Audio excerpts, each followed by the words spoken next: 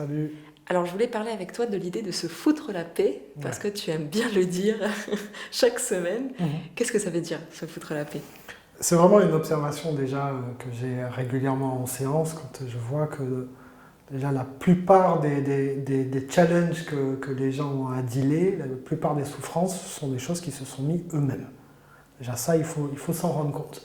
Donc déjà quand je dis fous-toi un peu la paix, c'est déjà d'observer ça et de voir véritablement qu'est-ce que je peux enlever et qu'est-ce que je suis obligé de traiter. Et quand déjà tu regardes et que tu enlèves tout un tas de trucs, ça va. Déjà tu as passé beaucoup de challenges et après effectivement des fois la vie à un certain moment t'oblige à passer à l'action sur certains trucs, mais en plus tu vas le faire avec moins de pression et tu vas déjà euh, ne plus accepter la pression que les autres, que ton environnement ou que ta société et qu'au final toi-même tu te mets.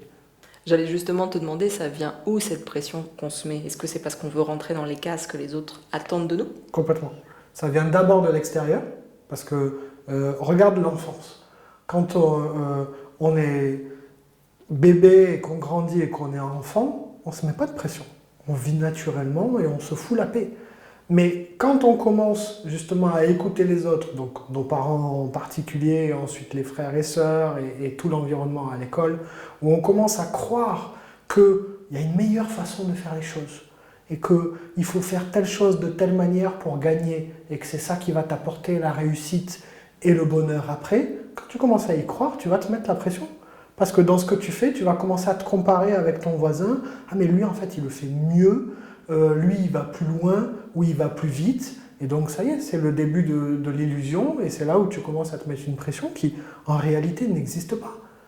La seule pression que tu dois te mettre, c'est est-ce que je donne tout pour le faire?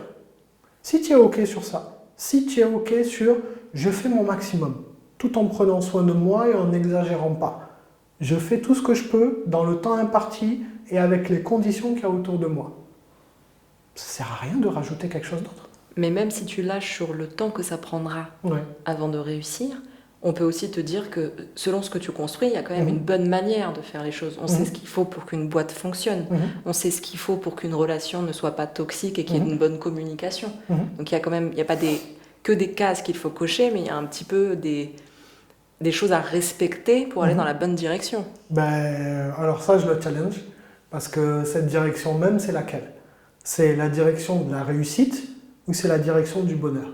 Parce que si tu ne fais pas attention, tu peux effectivement te dire « Ok, en fait, il faut que je force plus, il faut que ma boîte, au bout d'un an, elle ait fait tant de chiffres d'affaires, et qu'il y a ça, ça, ça, et j'ai réussi, mais en fait, j'en ai tellement chié dans le processus, c'était tellement horrible à vivre, et le résultat ne me satisfait pas que, finalement, à quoi ça sert? Tu as une boîte qui fonctionne, mais tu es en burn-out, tu t'es coupé de tout le monde parce que tu es focus que sur ta boîte, et tu espérais que la réussite de ta boîte allait t'apporter le bonheur, mais tu te rends compte que, ok, tu as fait ton 1 million d'euros de chiffre d'affaires, et tu commences à te dire, bon, ben alors l'année prochaine, il faut faire 1,5 million. Et donc tu repars dans le même processus. À quel moment tu te dis, en fait, de le faire me rend déjà heureux? Après, ça dépend des valeurs de chacun, parce qu'il peut y avoir des chefs d'entreprise qui prennent beaucoup de plaisir à aller chercher 1 million, et ils te diront « je suis heureux dedans ». Et j'arrive à garder mon énergie, à prendre soin de moi quand même en équilibre. Ça existe, ces profils. Alors je ne crois pas dans ce sens. C'est là où il faut être attentif. C'est-à-dire que s'ils sont heureux d'avoir 1 million, ce n'est pas du bonheur, c'est de la satisfaction. Ils sont satisfaits parce qu'ils ont réalisé leur objectif. Et donc une fois que cet objectif est réalisé, ils vont se fixer un autre objectif pour continuer à se mettre en mouvement. Donc ça veut dire qu'ils sont focus sur le résultat. Ils seront heureux quand ils auront le résultat. Ça veut dire que ces mêmes chefs d'entreprise, s'ils n'ont pas fait le million, ils ne sont pas heureux. Première des choses. Par contre, effectivement, être heureux et faire 1 million de chiffre d'affaires, ce n'est pas incompatible. Bien au contraire. Si tu commences par être heureux, c'est-à-dire que si tu prends du plaisir dans le processus, si tu ne te dis pas il faut que je fasse 1 million, mais que tu te dises aujourd'hui ce qui me fait le plus kiffer, ce qui me rend heureux, c'est de travailler sur cette boîte. Donc du coup, je vais y travailler plus, je vais y faire plus d'heures et je vais poser plus d'actions. Et tu te concentres que sur ça. Mais si tu fais ça, tout ton processus sera parfait, toute ton année sera géniale, et puis en plus, peut-être, tu vas avoir cette cerise sur le gâteau que tu auras 1 million ou 1,5 million ou 500 000, mais tu t'en foutras. Parce que tu seras déjà heureux, tu as déjà gagné. Donc pour toi, la meilleure performance, c'est le bonheur. Le bonheur, c'est ton meilleur outil de performance.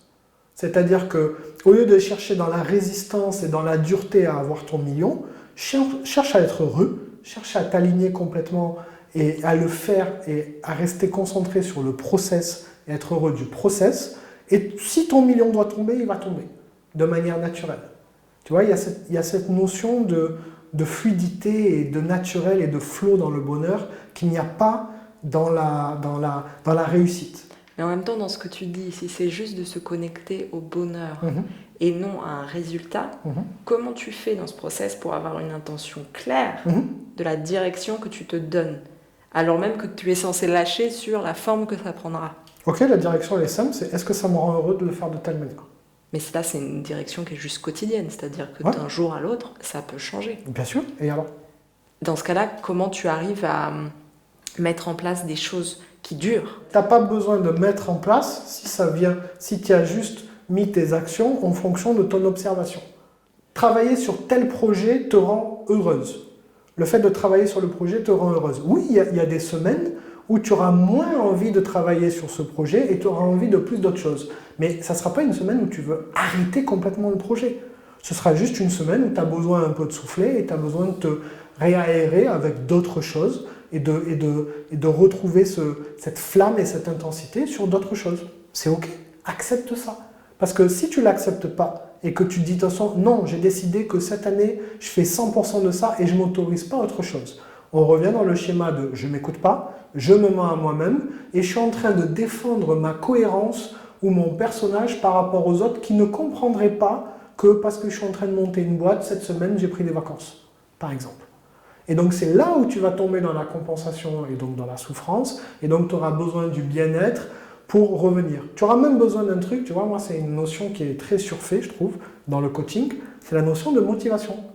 C'est-à-dire que tu as des coachs qui t'apprennent à te motiver davantage. Mais en fait, est-ce que tu as besoin de motivation si tu es heureux? C'est pas déjà un signe que si tu as besoin de forcer pour te motiver encore plus pour arriver à faire ta tâche, c'est pas déjà un signe alarmant que peut-être tu n'es pas vraiment sur la bonne direction? Donc, si tu te développes et que tu deviens fort dans ça, tu es en train de développer ta capacité à être dur, à endurer, à être solide. Mais observe dans la nature. Ce qui est dur, ça se casse. Ce qui est souple, ça résiste dans le temps. Regarde, prends un gros tronc de bois bien dur, à la première tempête, il va se casser en deux. Prends un bambou, il est plus fin, il a l'air plus fragile. Mais quand ça va souffler, il va justement être capable de s'adapter. Donc il y a cette sagesse-là dans les choses, c'est à s'appliquer à nous-mêmes aussi. Mais c'est dans l'idée que dans cette observation de ce qui te va ou pas chaque jour et la capacité à ajuster pour maintenir, soit trouver ton bonheur, soit le maintenir, c'est pas, on va dire, ces fluctuations ne sont pas incompatibles avec le fait de construire quelque chose. Complètement. C'est pas incompatible. La seule chose où ça ne marche pas, c'est si tu poses pas d'action. C'est pour ça que le bonheur, c'est quelque chose de pragmatique, et c'est quelque chose de concret, et c'est quelque chose que tu construis par tes actions.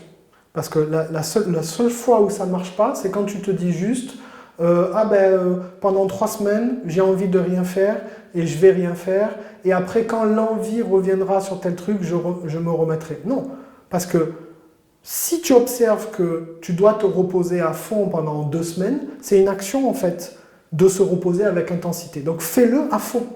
Les gens se reposent, mais en fait, ils disent « je pars en vacances », mais pendant une semaine, ils pensent au boulot, ils répondent aux mails, ils ne se reposent pas en fait.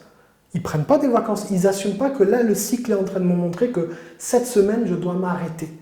Donc, apprends à te reposer et à ralentir plutôt que d'abandonner. Parce que si tu as raté les différentes phases où tu devais ralentir et que justement tu t'es dopé à la motivation et qu'il faut continuer à avancer, tu te rapproches dangereusement du moment où ça va casser. Et en fait, tu vas juste arrêter le projet parce que c'est un ras-le-bol général et tu ne feras pas la différence dans qu'est-ce qui était bon pour moi dedans. Tu vas juste craquer. Est-ce que ce n'est pas aussi difficilement palpable quand on lit beaucoup sur la paix intérieure dans certains textes traditionnels? Comment, on ne voit pas forcément comment cette étape paisible peut s'appliquer dans notre vie quotidienne. Complètement, parce que tu vois, ça fait partie des croyances et des notions incomprises. Au même titre que le bonheur, la paix, quand on parle de paix, on y colle cette notion d'immobilisme, d'arrêt, comme si on était arrêté, on méditait, on faisait rien. Mais c'est tout l'inverse en fait. Quelqu'un qui est en paix, il est profondément intense. Donc il va être intense quand il médite, et il va être intense dans l'action. Il est juste en paix avec lui-même et en paix avec son environnement. C'est ce que j'allais te dire dans la notion de plénitude, souvent qui va avec un état méditatif où la personne est sage, parfaitement alignée, profondément calme et heureuse. Souvent, plénitude rime avec immobilisme. Ouais, c'est faux. Plénitude, ça veut dire être complètement connecté à 100% dans l'intensité du moment. C'est-à-dire que si ça te demande, tu dois rester là et ne pas bouger, c'est ok de ne pas bouger. C'est la sagesse des arts martiaux. Tant qu'on ne t'attaque pas, c'est pas la peine de gesticuler dans tous les sens, sinon tu vas juste t'épuiser avant de porter ton coup. Mais la plénitude, c'est être dans le moment présent où au moment où l'autre va attaquer, tu vas parer et tu vas contre-attaquer avec toute ta puissance. Donc l'état de plénitude, c'est un état d'intensité permanent. C'est pas de l'immobilisme, c'est de la non-action, c'est de la non-réaction si ça ne nécessite pas. Ok, ça me semble plus clair. Merci beaucoup. Merci à toi. Tu penses vraiment qu'expérimenter le bonheur tous les jours, c'est pas possible? Laisse-moi te prouver le contraire. Je te propose d'expérimenter la première partie de la méthode Diamond gratuitement. Écris Diamond en commentaire pour qu'on puisse te contacter ou tu peux te rendre directement sur le site diamondexperience.co.